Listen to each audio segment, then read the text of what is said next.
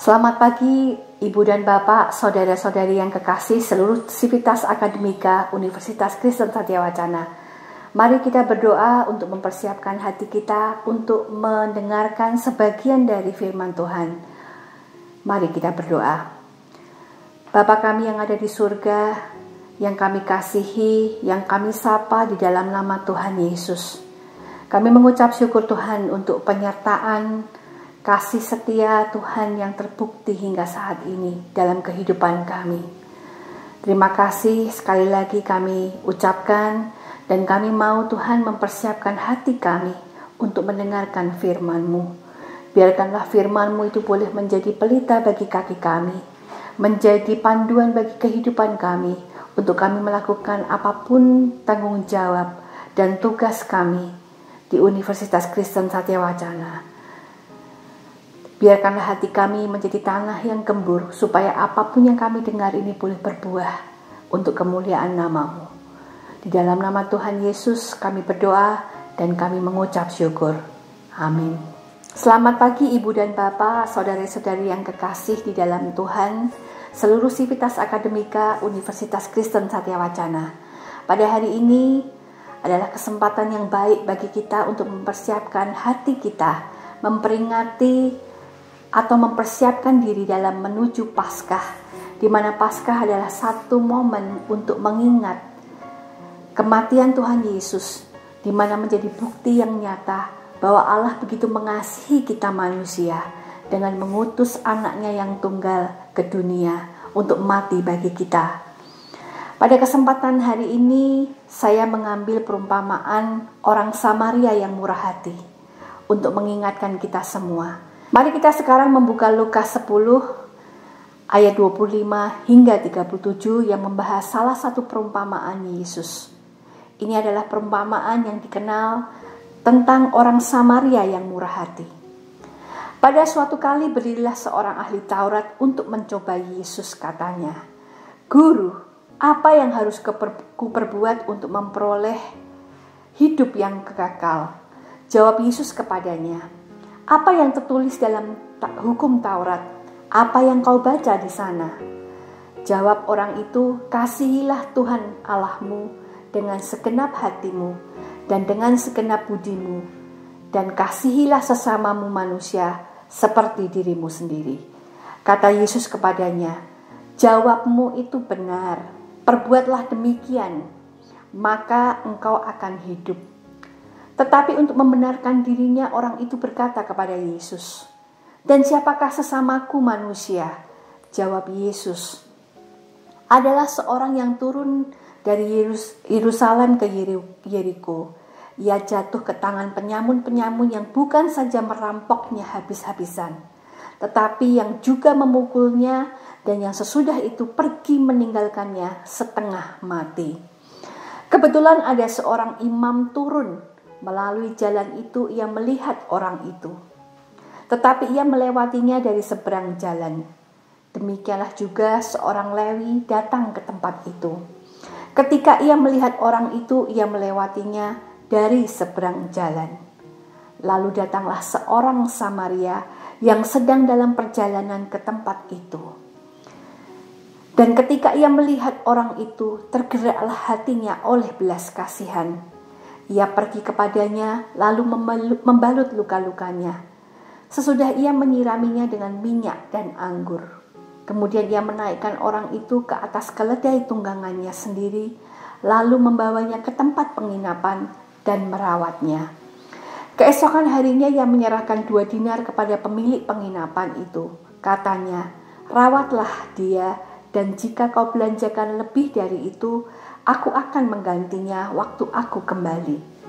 Siapakah di antara ketiga orang ini menurut pendapatmu adalah sesama manusia dari orang yang jatuh ke tangan penyamun itu?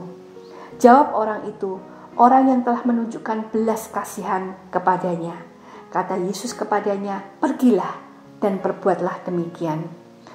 Seluruh Sivitas Akademika yang saya kasihi, banyak orang tahu tentang perumpamaan atau sering mendengar tentang perumpamaan ini mengenai orang Samaria yang murah hati.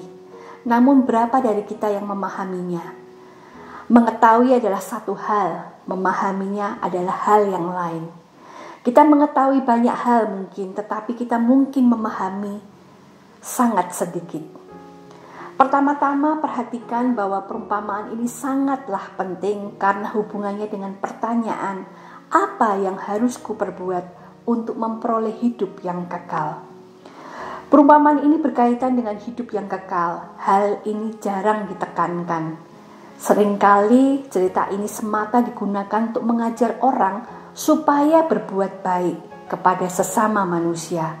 Namun tidak ada pertanyaan yang ditimbulkan tentang kaitannya dengan hidup yang kekal. Apa hubungan perumpamaan ini dengan hidup yang kekal? Perumpamaan ini adalah jawaban kepada pertanyaan bagaimana kita mewarisi hidup kekal. Sangat aneh bukan? Bagaimana kita seringkali mengajarkan ajaran Yesus di luar konteksnya. Saya tidak pernah diberitahu bahwa perumpamaan tentang orang Samaria yang murah hati ini adalah sangat erat hubungannya dengan persoalan hidup yang kekal. Saya selalu berpikir sebelumnya bahwa perumpamaan ini mengajarkan kepada saya untuk saya berbuat baik, bermurah hati seperti orang Samaria. Namun itu bukan maksud dari jawaban Yesus. Jawaban Yesus adalah jawaban bagaimana memperoleh hidup yang kekal. Lihat sekali lagi pada pertanyaan yang dinyatakan dengan baik ini. Pertanyaan ini disampaikan oleh seorang ahli Taurat. Seorang yang menghabiskan hidupnya mempelajari kitab suci. Ia betul-betul tahu bagaimana mengutarakan pertanyaannya. Pertanyaan itu tidak dapat dipersoalkan sama sekali karena secara teologis pertanyaan ini sangatlah baik. Pertanyaannya bukan bagaimana aku menerima hidup yang kekal sebagai upah, atau bagaimana aku pantas menerima hidup yang kekal. Itu bukan pertanyaannya. Pertanyaannya adalah bagaimana aku mewarisi hidup yang kekal. Untuk mewarisi hidup yang kekal atau mewarisi apapun, maka kita harus menjadi seorang anak. Pertanyaannya ialah bagaimana kita bisa menjadi anak Allah supaya kita bisa mewarisi hidup yang kekal. Jangan seorang pun berkata bahwa orang Yahudi berbicara tentang keselamatan oleh perbuatan atau keselamatan melalui melakukan hukum Taurat, tetapi melainkan kita sebagai anak Allah, bahwa kita tidak berada di bawah hukum Taurat. Berbicara tentang melakukan hukum Allah, sedangkan kita bukan anaknya, itu soal yang lain. Tetapi saya bukan warga negara Kanada, katakan. Apakah saya akan mengikuti undang-undang negara Kanada atau tidak? Itu tidak menjadi persoalan. Jika saya tinggal di Inggris, maka undang-undang Kanada tidak ada hubungannya dengan saya. Dengan begitu, untuk menimbulkan pertanyaan ini, bagaimana kita bisa menaati undang-undang Kanada? Itu tidak relevan karena saya ada di Inggris. Saya tidak berada di Kanada. Demikian pula jika saya berkata kepada Anda, kamu harus menuruti undang-undang Inggris. Anda akan berkata, menggelikan sekali karena saya tidak tinggal di Inggris. Demikian saya sebagai seorang anak Allah, melainkan saya seorang warga negara, maka hukum-hukum Allah tidak ada hubungannya dengan saya, walaupun mereka mungkin berlaku dalam beberapa cara yang tertentu, karena Allah bagaimanapun juga adalah Allah langit dan bumi. Bagaimana kita bisa mewarisi hidup yang kekal? Apakah hubungannya dengan jawaban Tuhan Yesus? Yesus membalas pertanyaannya dengan sebuah pertanyaan yang lain.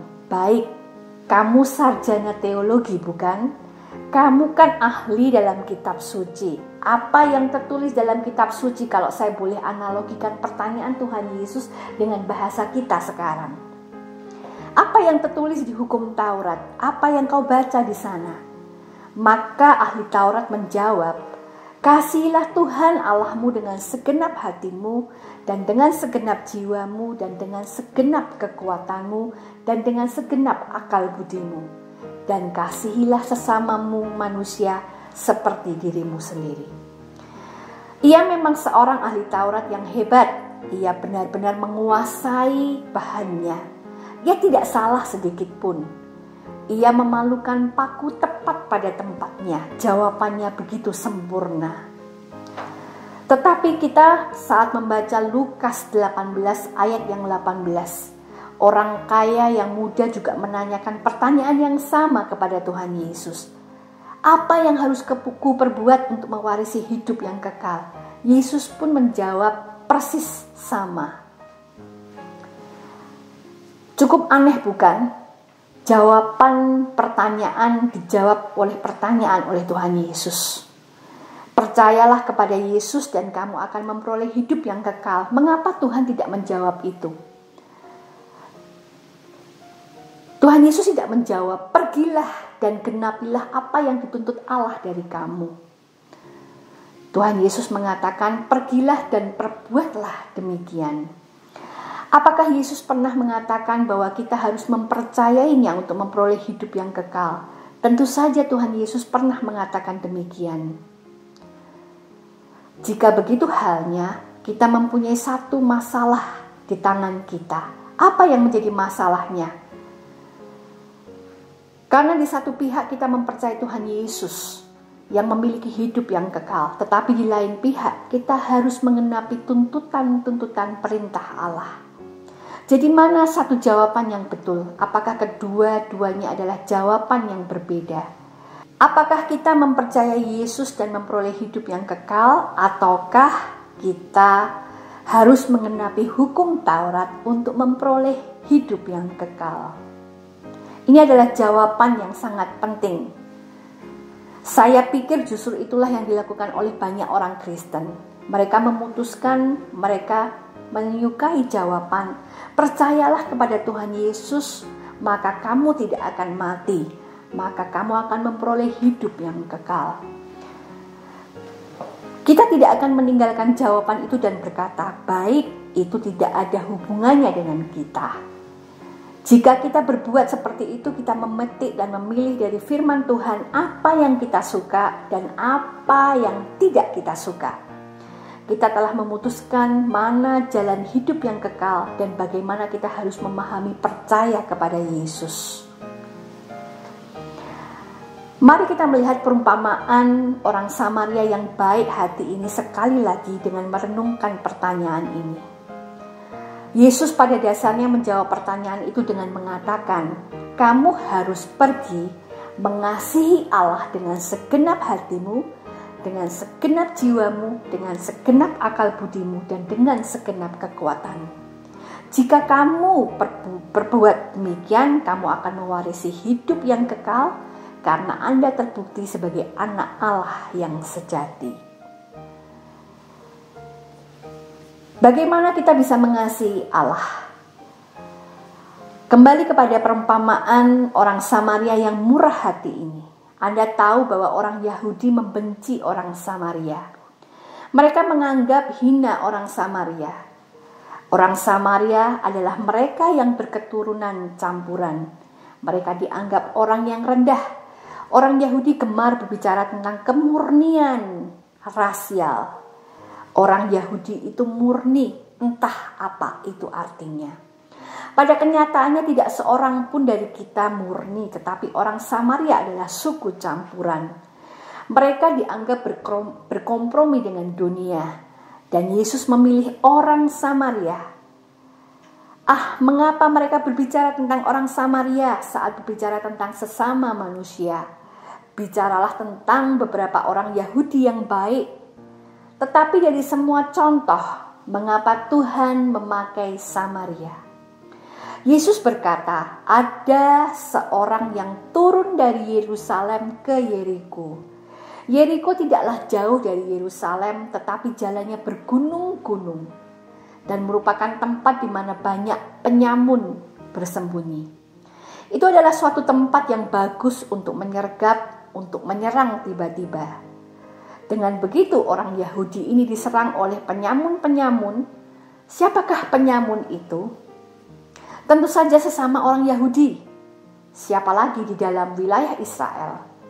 Ia jatuh ke tangan saudara-saudara sebangsanya yang merampoknya habis-habisan, yang memukulnya dan meninggalkannya setengah mati.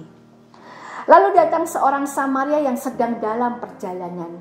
Apa yang dilihat orang Samaria ini? Ia melihat orang ini yang dipukul dan ditinggal setengah mati. Dan dari semua orang yang sudah melewatinya, orang Samaria ini menaruh belas kasihan terhadap orang ini. Seorang Samaria menaruh belas kasihan terhadap seorang Yahudi yang notabene menjadi musuhnya. Yesus berkata, "Tetapi tidak tahukah kamu bahwa sebelum itu terjadi ada dua orang Yahudi yang jalan melewatinya. Yang pertama ialah seorang imam, atau mungkin kita bisa berkata ia seorang pendeta, ia seorang rohaniawan. Apa yang dilihatnya? Ia melihat orang ini terbaring di pinggir jalan setengah mati. Pada kenyataannya, apabila seorang itu setengah mati, Anda tidak tahu apakah ia masih hidup atau sudah mati.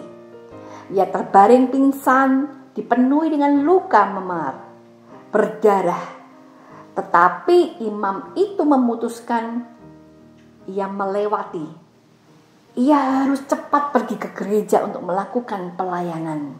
Mungkin kira-kira seperti itu bahasa sekarang.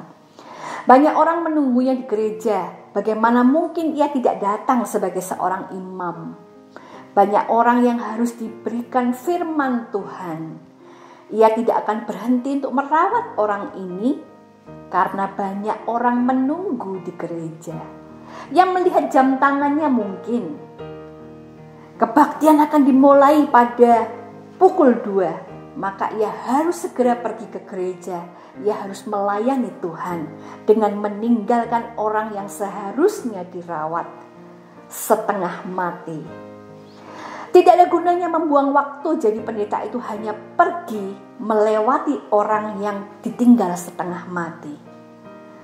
Saya mungkin menggambarkan dengan cara modern sekarang. Mungkin kata-kata saya ini mungkin sedikit kasar. Tetapi saya ingin menunjukkan bahwa apa yang dilakukan imam sedang melakukan perjalanan ke bait suci untuk melaksanakan tugas sebagai seorang imam pastinya.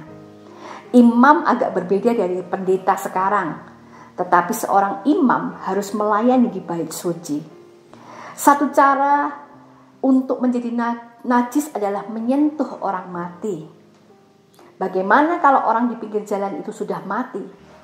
Bagaimana ia tahu tanpa menyentuhnya? Ia perlu memeriksa nadinya untuk memastikan apakah ia masih hidup atau sudah mati. Maka pertimbangan hal tersebut karena ia tidak tahu apakah orang ini sudah mati atau masih hidup, ia memutuskan untuk meninggalkannya. Kira-kira apa yang menjadi pertimbangan imam ini? Mungkin dia memikirkan istri dan anak-anaknya. Jika ia najis, maka ia tidak dapat melakukan tugasnya sebagai seorang imam. Dan ia tidak akan menerima persembahan kasih atau perpuluhan atau persembahan yang lain yang diberikan oleh bait suci kepadanya. Jadi ia memikirkan bahwa kalau saya menolong orang menolong orang ini, maka istri dan anak-anak saya akan mati kelaparan. Mungkin banyak pertimbangan, kehidupan itu begitu rumit. Kita tidak bisa menyederhanakan kehidupan ini begitu saja. Ada orang yang kedua yang lewat adalah orang Lewi. Siapakah orang Lewi? Orang Lewi adalah orang Yahudi. Dia mungkin bukan seorang imam, tetapi melakukan tugas keimaman. Dalam bahasa konteks yang lebih modern, saya bisa mengatakan orang Lewi adalah orang yang mungkin melakukan pelayanan di gereja, yang aktif kebaktian, yang aktif dalam organisasi kekristenan, yang melakukan pelayanan di departemen-departemen yang sibuk dengan kegiatan rohani. Tetapi apa yang dilakukan oleh orang Lewi ini? Dia juga meninggalkan orang yang terluka dan lewat begitu saja. Orang Samaria menolong musuhnya karena tergerak hatinya oleh belas kasihan. Orang ini adalah orang Yahudi yang notabene adalah musuhnya. Tetapi ia berpikir kepada dirinya, ia adalah orang Yahudi dan orang Yahudi tidak pernah berbuat baik kepada kami. Mereka itu sombong dan congkak. Kami tidak ada hubungannya dengan orang Yahudi. Sebenarnya orang Samaria punya hak untuk tidak berhenti dan menolong orang Yahudi ini. Tetapi begitu kuatnya belas kasihan yang ada di dalam hatinya, maka ia memutuskan untuk berhenti dan menolong. Ada 3 hal yang dilakukan oleh orang Samaria ini. Yang pertama, orang Samaria berhenti dan menolong dengan resiko yang besar pada dirinya sendiri. Ketika ia menyatakan bahwa jalan dari Yerusalem ke Yeriko itu penuh dengan penyamun, itu adalah suatu tempat yang berbahaya untuk kita berhenti terlalu lama. Lalu ia cepat pergi, sebaiknya itu lebih baik. Tetapi ia memutuskan untuk berhenti.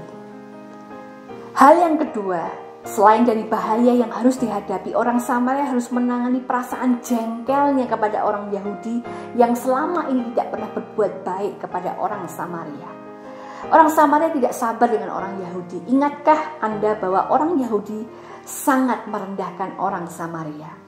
Yang ketiga, ada sejumlah uang, ada bon atau tagihan yang harus dibayar. Pada waktu sekarang perawatan rumah sakit sangatlah mahal dan tidak ada alasan untuk berpikir bahwa rumah sakit itu murah pada waktu itu. Barangkali harus menanggung tagihan yang besar karena merawat orang ini.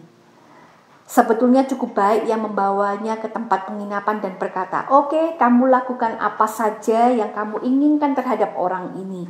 Tetapi ia pergi jauh dan berkata, "Aku akan membayar biaya perawatan orang ini. Aku telah melihat keadaannya. Ia tidak ada uang dan aku tidak akan meninggalkannya begitu saja." Karena itu apabila kita memahami ketiga hal ini, resiko yang dilakukan, yang diambil oleh orang Samaria sangat luar biasa. Intinya adalah kasih, di mana kasih memberikan dirinya tanpa memperhitungkan bahaya kepada dirinya sendiri, tanpa mempertimbangkan perasaan pribadi terhadap orang ini, tanpa memperhatikan apakah kita akan menerima kompensasi atau reward yang kita lakukan karena tindakan bantuan yang kita berikan. Saudara-saudari yang terkasih di dalam Tuhan seluruh Civitas Akademika, pada kesempatan ini saya mengingatkan untuk kita saling mengasihi, untuk kita mendapatkan hidup yang kekal. Mengasihi dengan tindakan, bukan karena kita aktif di gereja, bukan karena kita melakukan kegiatan rohani yang begitu banyak. Semua embel-embel itu tidak akan membuat kita menjadi baik, atau hanya dengan melakukan kegiatan gereja, tetapi kita lupa melakukan seperti yang dilakukan oleh orang Samaria ini. Baik, seluruh Civitas Akademika yang terkasih, mari saya ajak untuk kita mengasihi dengan perbuatan kita seperti yang dilakukan oleh orang Samaria ini. Terima kasih dan Tuhan memberkati. Ibu dan Bapak, saudara-saudari yang terkasih di dalam Kristus, seluruh Civitas Akademika Universitas Kristen Satya Wacana, mari kita ambil waktu sesaat untuk kita berdoa syafaat bagi bangsa, negara, dan kampus kita tercinta. Mari kita berdoa. Bapa yang ada di dalam surga, saat ini kami bersahati, bersatu di dalam doa untuk mengangkat bangsa kami, bangsa Indonesia. Saat ini bangsa kami dalam keadaan yang tidak baik karena adanya pandemi COVID-19 Tuhan. Kami berdoa kiranya Tuhan memberikan kepada setiap kami, seluruh pemimpin dari pusat hingga ke daerah, hikmat dan marifat untuk kami boleh melakukan bagian kami yang terbaik untuk mencegah penyebaran COVID-19 ini Tuhan. Biarkanlah setiap kami boleh melakukan bagian kami masing-masing menjadi yang terbaik untuk kemajuan bagi bangsa dan negara kami. Berikan kepada kami juga Tuhan kasih untuk kami boleh membuka mata hati kami, untuk kami melihat di sekeliling kami Tuhan, orang-orang yang membutuhkan uluran bantuan kami, baik itu secara fisik, secara keuangan, ataupun waktu dan tenaga maupun pikiran kami.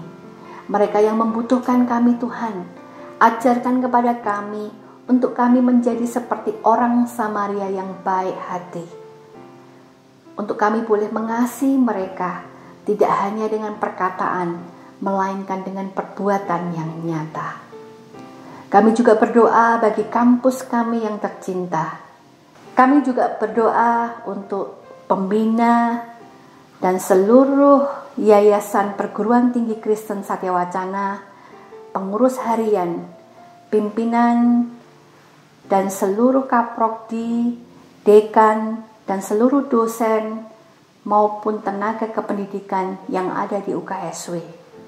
Tuhan, karena kami adalah lembaga Kristen, ajarkan kepada kami Tuhan, untuk kami menjadi saksi-Mu, perpanjangan tangan kasih Tuhan, kepada sekeliling kami, dimanapun kami ini ditempatkan. Biarkanlah kami boleh menjadi bukti nyata kasih Allah kepada sesama kami melalui pelayanan pendidikan yang kami berikan, melalui pelayanan yang kami sampaikan kepada mahasiswa maupun orang tua murid, bahkan alumni yang sudah tersebar di seluruh dunia ini. Biarkanlah kami boleh memberikan kasih kami Tuhan, tidak hanya melalui perkataan kami, tetapi melalui tindakan yang nyata, tanpa membeda-bedakan status yang kami miliki. Untuk biarkanlah Allah ditinggikan dan dimuliakan dalam pelayanan pekerjaan kami. Terima kasih Tuhan untuk kasih yang Kau berikan kepada kami. Biarkanlah kasih-Mu itu cukup bagi kami, sehingga kami boleh berlimpah-limpah menjadi saluran berkat untuk menjadi perpanjangan tangan kasih-Mu kepada tidak hanya masyarakat di sekitar kami, tetapi dimanapun kami ditempatkan. Terima kasih ya Tuhan, doa yang jauh dari sempurna ini kami naikkan di dalam nama anak-Mu yang tunggal, Yesus Kristus. Amin. Ibu bapak, saudara-saudari yang terkasih di dalam Tuhan, sebelum kita melanjutkan aktivitas kita hari ini, mari kita menerima berkat Tuhan. Kiranya Tuhan memberkati kita, melindungi kita, dan Tuhan menyinari kita dengan wajah-Nya dan memberi kasih karunia. Tuhan menghadapkan wajah-Nya kepada kita dan memberi damai sejahtera. Amin.